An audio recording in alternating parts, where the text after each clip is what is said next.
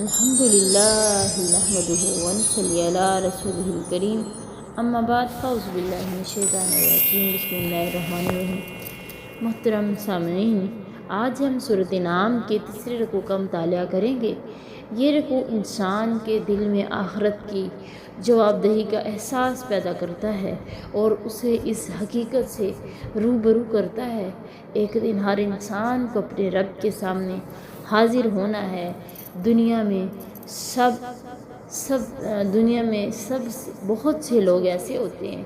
جو اللہ تعالیٰ کی آیات کو سن کر بھی قبول نہیں کرتے، نصیحت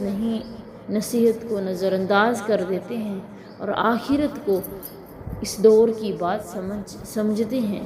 کہ وہ یہ گمان کرتے ہیں کہ زندگی بس یہی دنیا ہے، نہ کوئی حساب ہوگا نہ کوئی جواب دہی۔ لیکن اللہ تعالیٰ اس رکوع میں قیامت کا ایک ایسا منظر دکھاتے ہیں کہ دل کانپ اٹھتا ہے۔ ذرا تصور کیجئے وہ لوگ جو دنیا میں اللہ کے ساتھ دوسروں کو شریک ٹھہراتے ہیں، جنہیں اپنی طاقت، اپنے معبودوں اور اپنے سہاروں پر بڑا ناز ہے، جب قیامت کے دن اللہ تعالیٰ کے سامنے کھڑے ہوں گے تو ان کے تمام سہارے ختم ہو جائیں گے۔ وہ اپنے شرک سے انکار کریں گے، اپنی غلطیوں پر ندامت کا اظہار کریں گے اور دنیا میں واپس جانے کی آرزو کریں گے، لیکن اس وقت توبہ اور حسرت کا کوئی فائدہ نہیں ہوگا۔ یہ رکوع ہمیں بتاتا ہے حق کو نہ ماننے کی وجہ سے ہمیشہ دلیل کی کمی نہیں ہوتی، بلکہ بعض اوقات دل کی ہٹ درمی، خواہشات نفس، دنیا کی محبت انسان کو حق سے دور کر دیتی ہے۔ ایسے لوگ حق کو دیکھ کر بھی قبول نہیں کرتے اور جب حقیقت ان کے سامنے آتی ہے تو بہت دیر ہو چکی ہوتی ہے۔ اس رکوع کا ایک اہم پیغام یہ بھی ہے کہ مومن کی نگاہ صرف دنیا پر نہیں ہوتی، بلکہ وہ ہر عمل سے پہلے یہ سوچتا ہے ایک دن مجھے اللہ تعالیٰ کے سامنے جواب دینا ہے۔ یہی سوچ انسان کو گناہ سے بچاتی اور نیکیوں کی طرف راغب کرتی ہے۔ آئیے اپنے دلوں کو آخرت کی یاد سے زندہ کرتے ہیں اور اس عزم کے ساتھ کہ ہم دنیا کی مختصر زندگی کی بجائے ہمیشہ کی زندگی کی تیاری کریں گے۔ سورۃ انعام کے تیسرے رکوع کی تلاوت اور تفسیر کا آغاز کرتے ہیں۔ بسم اللہ الرحمن الرحیم۔ ومن اظلم، کون زیادہ ظالم ہے، ممن اس شخص سے کہ افترا، جو جھوٹ باندھتا ہے، علی اللہ، اللہ پر، او کذب بآیاتہ، یا پھر جھٹلاتا ہے اس کی آیات کو۔ انہ لا یفلح الظالمون، ظالم فلاح نہیں پا سکتے۔ یعنی جس طرح اللہ تعالیٰ پر جھوٹ گرنے والا، نبوت کا جھوٹا دعویٰ کرنے والا سب سے بڑا ظالم ہے، اسی طرح وہ بھی بڑا ظالم ہے جو اللہ کی آیات اور اس کے سچے رسول کی تکذیب کرے۔ حضرت ابو ہریرہ کہتے ہیں کہ رسول اللہ صلی اللہ علیہ وسلم نے فرمایا 30 جھوٹے نبی ہوں گے، ہر ایک دعویٰ کرے گا کہ میں نبی ہوں، مگر وہ نبی نہیں ہوگا۔ اسی طرح نبی صلی اللہ علیہ وسلم کے بعد بہت سارے لوگوں نے نبی ہونے کا دعویٰ کیا تھا، جس طرح ہمارے دور کے اندر کہ قادیانیوں کا بھی عقیدہ ہے، جس طرح کہ مرزا غلام احمد قادیانی تھا،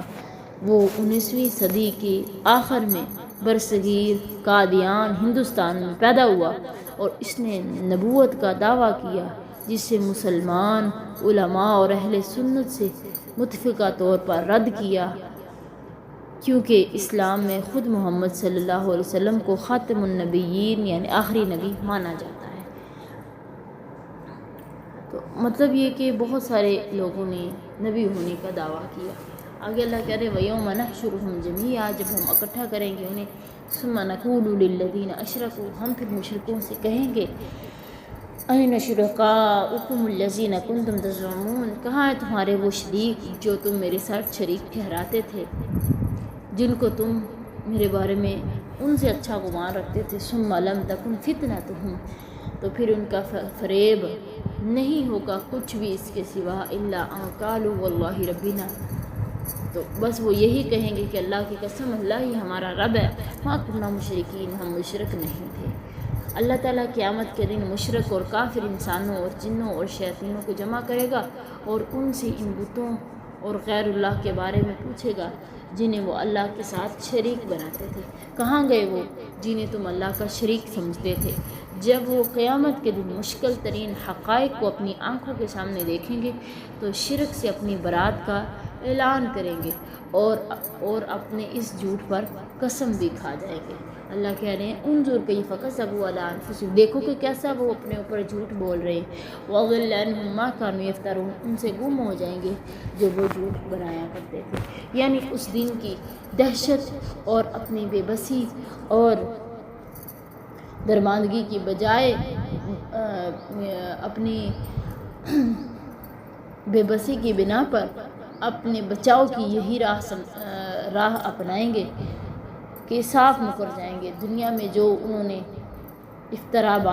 سازی کی، جو بھی جھوٹے معبود انہوں نے بنائے، وہ سب ان سے گم ہو جائیں گے۔ جن باتوں کو انہوں نے خود اپنی طرف سے اللہ تعالیٰ کی طرف منسوب کیا تھا،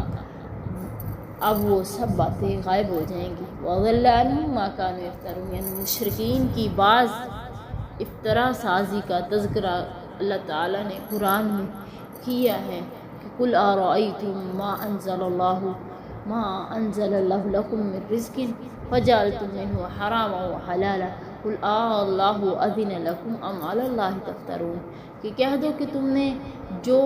اللہ تعالیٰ نے تمہارے لیے رزق اتارا ہے تو تم اس میں سے کچھ حرام کچھ حلال بنا لیا ہے۔ کیا ان سے پوچھئے کہ کیا اللہ تعالیٰ نے تمہیں اس کی اجازت دی، یا تو پھر اللہ تعالیٰ پر جھوٹ باندھے۔ یعنی اللہ تعالیٰ نے مختلف مقامات پر ان کے جھوٹ کا ذکر کیا ہے۔ آگے اللہ کہہ رہے وَمِنْهُم مَّن يَسْتَمِعُ إِلَيْكَ، ان میں سے کچھ ایسے جو سنتے ہیں آپ کی بات کو۔ وَجَعَلْنَا عَلَىٰ قُلُوبِهِمْ أَكِنَّةً، ہم نے ان کے دلوں پر پردہ ڈال دیا ہے، أَن يَفْقَهُوهُ، کہ وہ بات کو سمجھ سکے، وَفِي آذَانِهِمْ وَقْرًا، اور ان کے کانوں کے اندر ڈانٹ ہے، بوجھ ہے۔ وَإِن يَرَوْا كُلَّ آيَةٍ، اگر وہ ہر نشانی دیکھ بھی لیں تو لَا يُؤْمِنُوا بِهِ، پھر وہ ایمان نہیں لے کر آئیں گے۔ حتیٰ اذا جاؤک، یہاں تک کہ جب آپ کے پاس آتے ہیں، یجادلونک، وہ جھگڑتے ہیں آپ سے۔ یقول الذین کفروا، کہتے ہیں وہ لوگ جنہوں نے کفر کیا، ان ھذا الا اساطیر الاولین، کہ یہ پہلوں کی داستانیں ہیں۔ ان میں سے کچھ ایسے ہیں جو آپ کی طرف کان لگا کے سنتے ہیں۔ ان یہلکون، نہیں وہ ہلاک کرتے، الا انفسہم، مگر اپنے آپ کو ہی۔ وما یشعرون، انہیں اس بات کی سمجھ ہی نہیں ہے۔ یعنی بعض مشرکین آپ کے پاس آ کر قرآن سنتے تو تھے، لیکن اس سے انہیں کوئی فائدہ نہیں ہوتا تھا، اس لیے کہ وہ اس میں غور و فکر سے کام نہیں لیتے تھے، اور نہ ان کی نیت رشد و ہدایت حاصل کرنے کی ہوتی تھی۔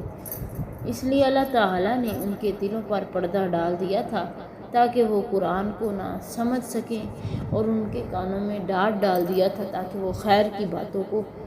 سن ہی نہ سکیں۔ اس کے بعد اللہ تعالیٰ نے فرمایا کہ جو کچھ ان کے بارے میں کہا گیا ہے وہ قرآن ہی کے ساتھ خاص نہیں ہے، بلکہ تمام نشانیاں دیکھ لینے کے بعد بھی وہ ایمان نہیں لائیں گے، اور یہی کہیں گے کہ یہ سب جادوگری ہے۔ اس لیے ان کے اندر قوت فہم ہے، نہ مادہ انصاف ہے۔ اللہ کی نشانیاں اور حق کو جھٹلانے میں تو وہ اس قدر آگے ہیں کہ باطل کا ہر سہارا لے کر آپ سے مناظرہ کرتے ہیں، اور کہتے ہیں کہ یہ ماضی بعید کے لوگوں کی اٹکل پچھو ہے۔ حالانکہ قرآن کریم میں اخلاق، حکمت اور شریعت کی باتیں ہیں، اور اس میں جو قصے بیان کیے گئے وہ سب سچے واقعات ہیں، صرف عبرت اور نصیحت کے لیے بیان کیے گئے۔ وَهُمْ يَنْهَوْنَ عَنْهُ وَيَنْأَوْنَ عَنْهُ، اس میں ہے کہ یعنی صرف قرآن پر طعن کرنے ہی پر اکتفا نہیں کرتے، بلکہ قرآن سننے سے اور لوگوں کو آپ کے پاس جانے سے بھی روکتے ہیں، خود بھی دور رہتے ہیں۔ آج کل مسلمانوں میں بہت سے شرک و بدعت میں مبتلا نام نہاد علماء بھی اہل توحید کی تقریریں سننے سے لوگوں کو منع کرتے ہیں، خود بھی نہیں سنتے، بلکہ قرآن مجید کا ترجمہ پڑھنے سے لوگوں کو روکتے ہیں۔ کہیں حق واضح ہو جانے کے بعد اسے قبول کر کے ہمارے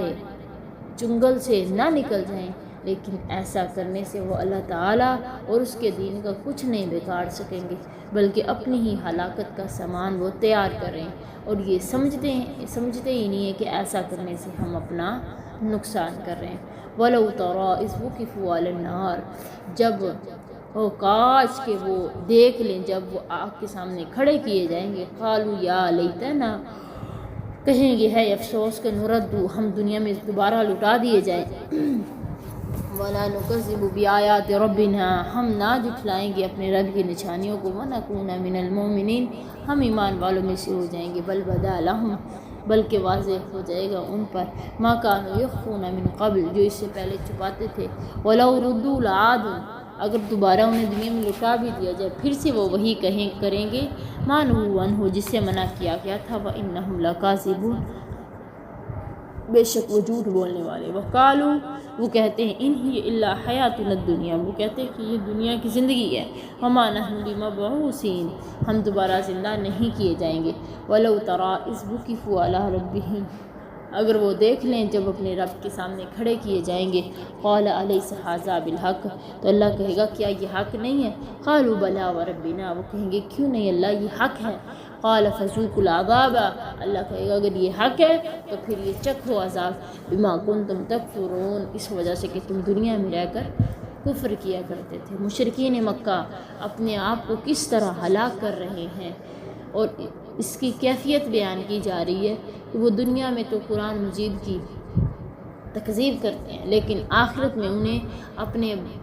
فعل بد پر ندامت اور شدید افسوس ہوگا،